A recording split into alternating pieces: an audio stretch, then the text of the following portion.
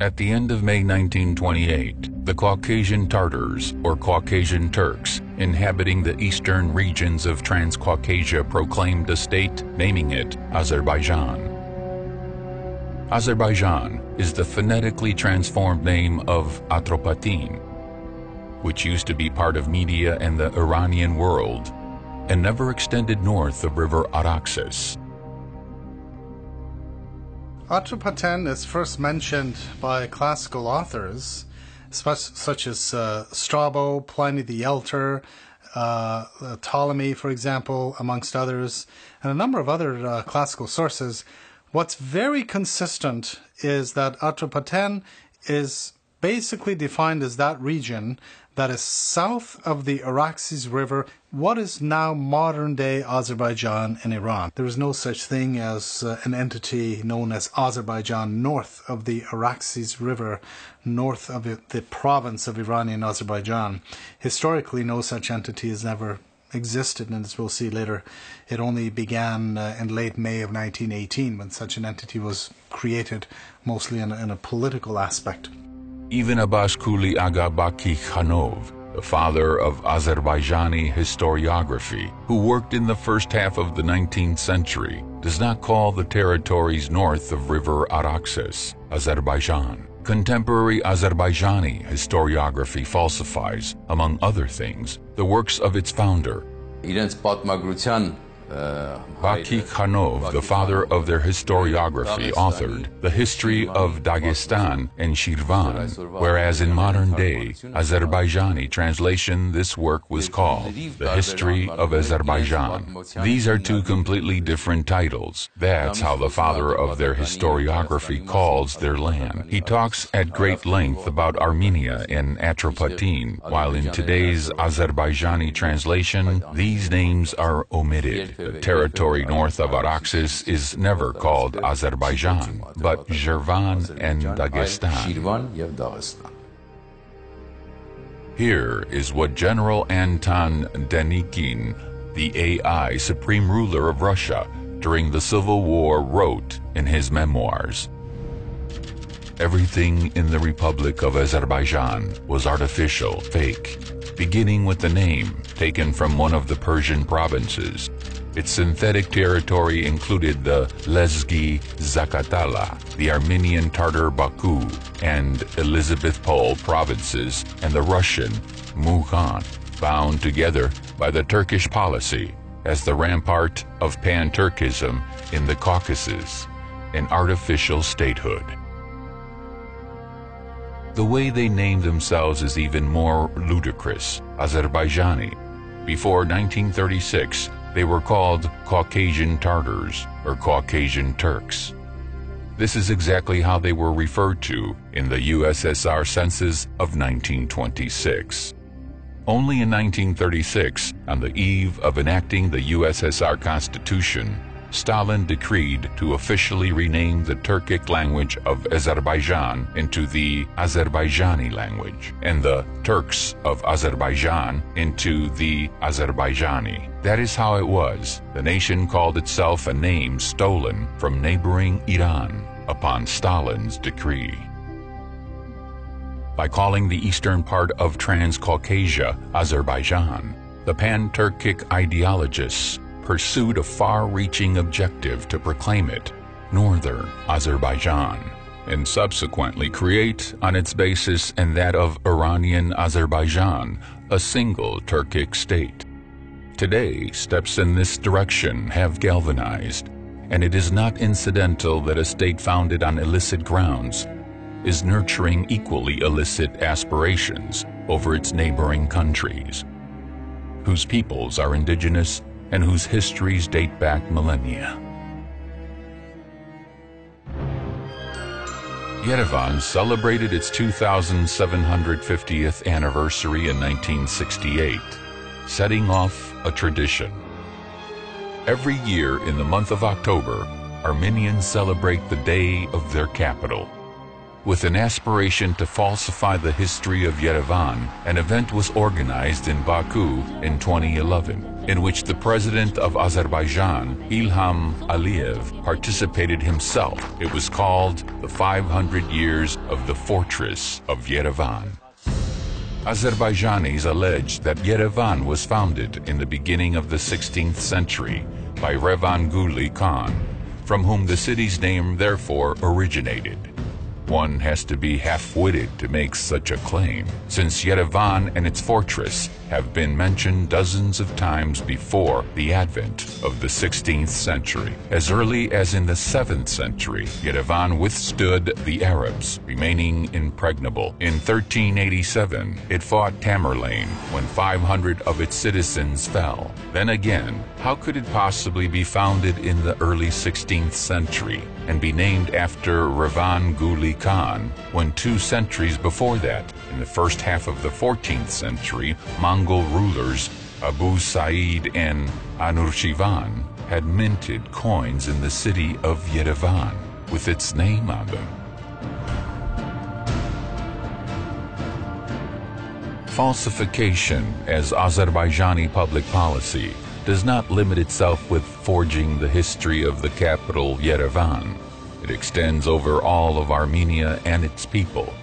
As early as in 1990s, the preceding president of Azerbaijan, Heydar Aliyev, the progenitor of incumbent Ilham Aliyev, instructed Azerbaijani historians to falsify and restate the history of the region to the benefit of Azerbaijan. Falsification in Azerbaijan has become a state-imposed duty.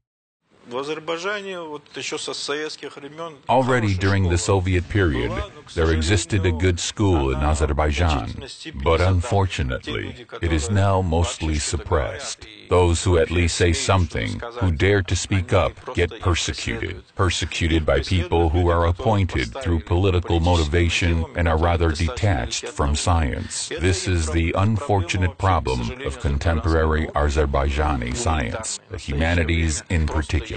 Arriving at certain conclusions on the basis of objective historical facts, even those conclusions are not in the interest of political authorities, should not become an excuse for persecution. There was a time when science used to be subservient to religion. Politics have come to replace it in our days. As a result of public policy intent on fabrication, not only Armenian lands and cultural monuments were proclaimed Azerbaijani, but also the history and culture of other nations. For example, the Safavid kingdom of Persia was pronounced an Azerbaijani state, while the world-famous medieval Persian poet Nizami, an Azerbaijani Turk.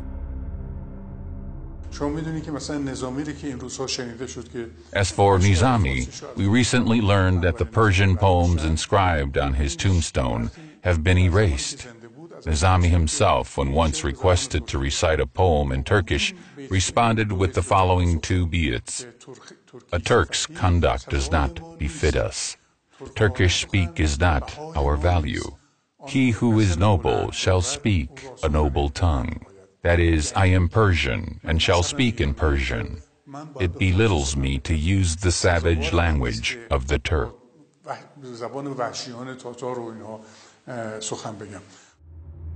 One of the important pillars of Azerbaijani falsification is the statement that Armenians did not inhabit the territory of the current Republic of Armenia before the 15th century. In order to comprehend the absurdity of this, one only needs to cast a glance at the prominent maps of the world, drawn and published, incidentally, by non-Armenians. Հերոդոտոսը իր աշխատանքների մեջ նշում է Հայաստանը, նշում է նրա գտնված վայրը, Տիգրիսի եւ Եփրատի գետերի շրջապատում ներսում դրանցից հյուսիս գտնված տարածքը. Herodotus, the father of historiography, refers in his works to Armenia and its location, the headwaters of Tigris and Euphrates, the territory north of it, while German and English cartographers, who drew maps of the world according to his data, placed Armenia almost in the center of the world. Eratosthenes, living in the 3rd century BC, his works also contain references to Armenia and maps drawn on the basis of his writings, as well as those of other antique scholars, always place Armenia in the center. Ինչպես նաև մյուս հայտնի հույն աշխարհագրագետների, մասնագետների պատրաստած գրությունների հիման վրա պատրաստված քարտեզները, բոլորը իրենց կենտրոնում ունեն Հայաստանը։ This list could go on indefinitely. Browsing through maps by famous antique and medieval authors, Strabo Ptolemy, 10th century Arab geographer A.A.C O. Armenia throughout is placed between the Black, Caspian, and Mediterranean seas. Where, by the way, is Azerbaijan?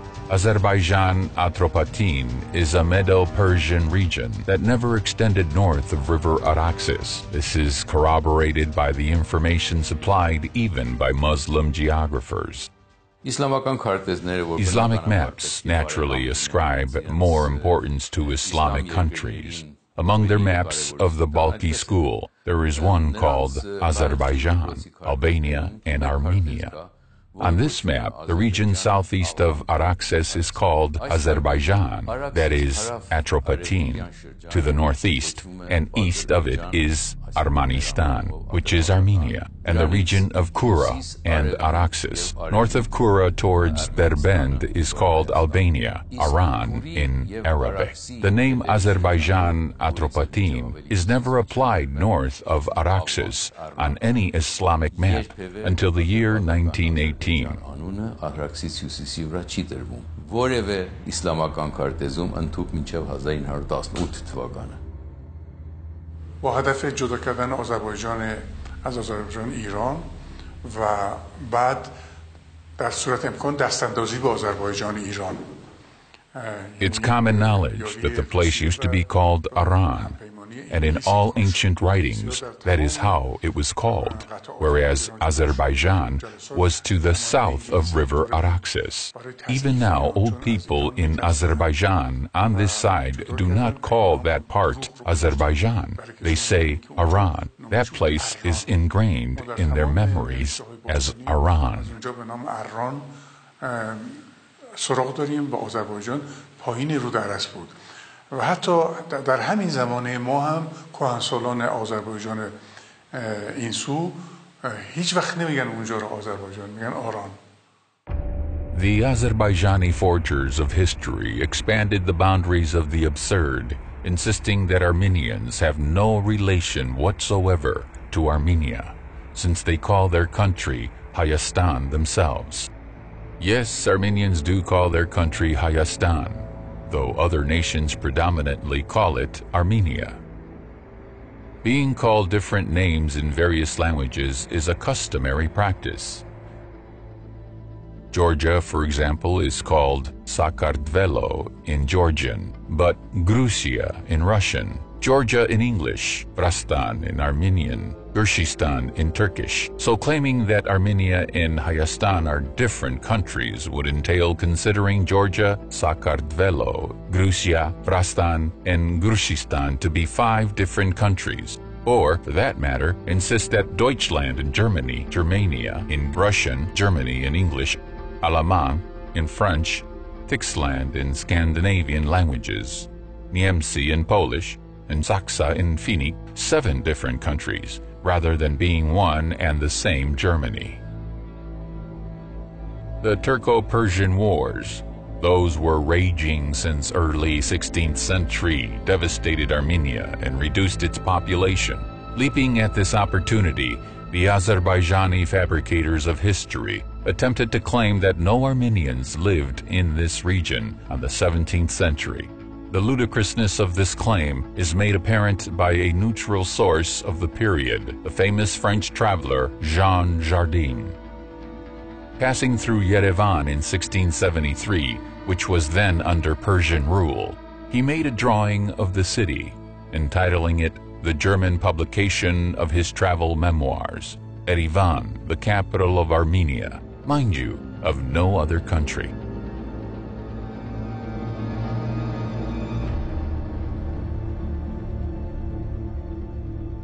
In order to distort the history of Yerevan, the Azerbaijani falsifiers tried to refer to a medal issued by the Russian Empire for the taking of Yerevan, and a battle seen by a Russian painter, Franz Rubo, the taking of the Yerevan fortress on October 1st, 1827. Since on both of these, Yerevan is represented by images of mosques, the Azerbaijani falsifiers conclude that Yerevan was an Azerbaijani town. Following this twisted logic, the entire world of Islam should be proclaimed Azerbaijani. Franz Rubo's battle scene was painted in 1893. The artist was born in 1856, 29 years after the taking of the fortress, and he put a Persian mosque in the composition, wishing to emphasize the surrender of Persian troops to the Russians. The same is true of the memorial medal for the taking of Yerevan. The purpose of highlighting Persian mosques was to celebrate the passing of Yerevan from Persian rule to Russia. The fact that Yerevan, being the center of eastern Armenia, was also one of the most important cities of Persia is common knowledge.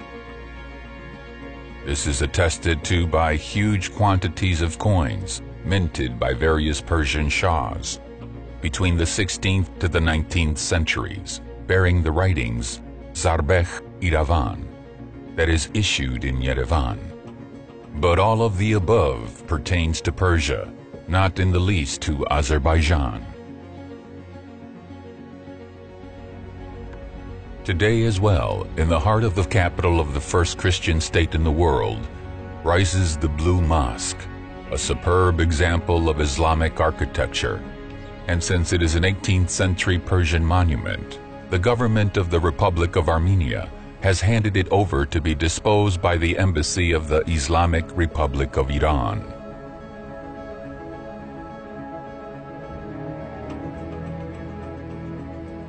The same fair treatment applies to another Islamic monument in the vicinity of Yerevan, a Turkoman Karakoyunlu state period tomb, built in 1413, which was transferred to be disposed by the Embassy of Turkmenistan.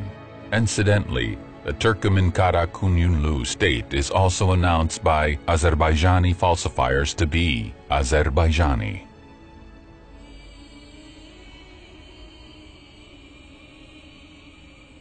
The mosques of Yerevan are a favorite subject of Azerbaijani counterfeiters. According to various sources in the 19th century, there were 2 large mosques within the perimeter of the Yerevan fortress and 6 smaller ones nearby. Today, one of the larger mosques is preserved in Yerevan, the Blue Mosque. The rest were brought down during the years of Soviet power. It is common knowledge that the Soviet authorities, with atheism as their banner, for many decades demolished the houses of prayer throughout the territory of the USSR. Numerous Christian Armenian monuments were pulled down in Yerevan through those years. The St. Peter and Paul Church, built in the 5th century, was ruined in the 1930s. The magnificent St. Mary's Cathedral of the 12th and 13th centuries was destroyed in the center of Yerevan. The churches of St. Gregory the Illuminator, Gethsemane, St. Simon, Tesseruni, Malar, the medieval cemetery of Kozern, and many other structures of historical value were demolished.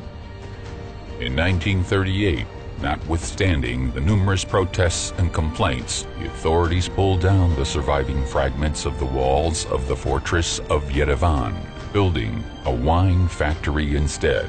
The Russian Nikolaev Church, a majestic 19th century architectural monument, was also destroyed. And the 1913 St. Mary's Russian Orthodox Church in the 1930s was converted to a movie theater.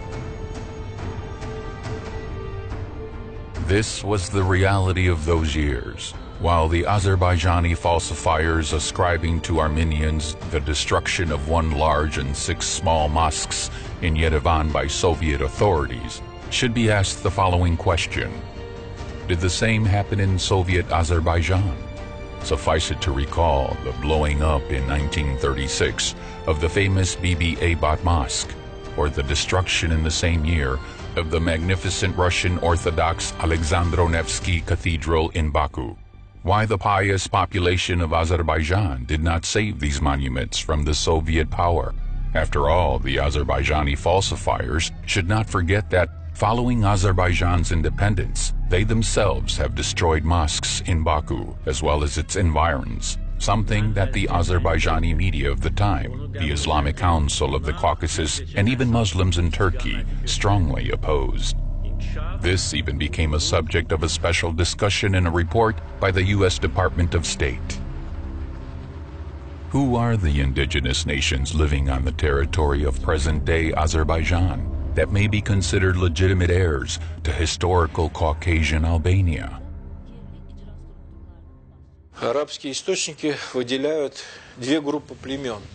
The Arab sources refer to two distinct races on the territory of Caucasian Albania. One is Albanians per se, and the other was called Lagzania, the Lezgis. Это, видимо, народы, племена, которые были близки к современным лезгинам. Lagzis are the ancestors of contemporary Lezgis. From among the Albanian races, the Udi also have made it to the 20th century. During the years of the Karabakh movement, which originated in the late 1980s, the Azerbaijani authorities, considering the Udi to be Armenians, expelled them from the territory of the country. They have mostly found refuge in Armenia. Originally, the area was known as Albania, but even according to, say, Strabo, there were 26 or even more languages perhaps spoken in the region. So in a sense, you have, broadly speaking, a very diverse Caucasian element. Iranian rule was very strong, so there's an Iranian element to this day. There's a very large Talish-speaking minority. The Armenian element also existed in the western regions of the country. It is not incidental that right at the beginning of the collapse of Soviet tyranny, the Armenians were the first to raise the flag of liberation, proclaiming the independent Republic of Mountainous Karabakh. During the 1990s, the other indigenous peoples on the territory of Azerbaijan also got on their feet. The Talish proclaimed the Talish Mugan Republic, while the Lezgis raised the flag of Free Lezgistan. Both of these movements were suppressed with the power of firearms, and their leaders ended up in exile. History, nonetheless, demonstrates that it is impossible to annihilate the freedom-loving spirit of indigenous peoples living on their own land. The Armenian historians, as a rule, do not respond to Azerbaijani falsifiers of history. Some of them simply consider it beyond their dignity to stoop to their level, while others, relying on the old saying, "A lie has speed, but truth has endurance," leave it to time to set the record straight. Ученые МГУ, проведя исследование учебников истории всех стран СНГ. The Moscow University scholars, having gone through history textbooks of all CIS states, have revealed that only two from among the Commonwealth of Independent States, Armenia and Belarus, have not distorted their own history, the common history of their shared land. We were in it together for almost 200 years, have not misrepresented the history of their neighbors, preserving their integrity and that of history. Как говорят, свою совесть, свою правду и правду истории. The Azerbaijani falsification is elevated to the level of public policy. The administration spares no effort to disseminate the falsifications it has commissioned all over the world. And what is most abhorrent, the falsifications are included in school textbooks. They poison Azerbaijani children at a tender young age. In those textbooks, children are falsely assured that the Christian Armenian monuments on the territory of Azerbaijan were created by their ancestors, purported Christian Azerbaijanis, whereas the same Azerbaijani authorities, in broad daylight, destroyed, through their army, thousands of Christian Kachkars in Julfa. and the other monuments throughout the territory of Azerbaijan. One cannot help but recall and remind Azerbaijani authorities of a well-known quote by Abraham Lincoln. You can fool all the people some of the time, and some of the people all the time, but you cannot fool all the people all the time.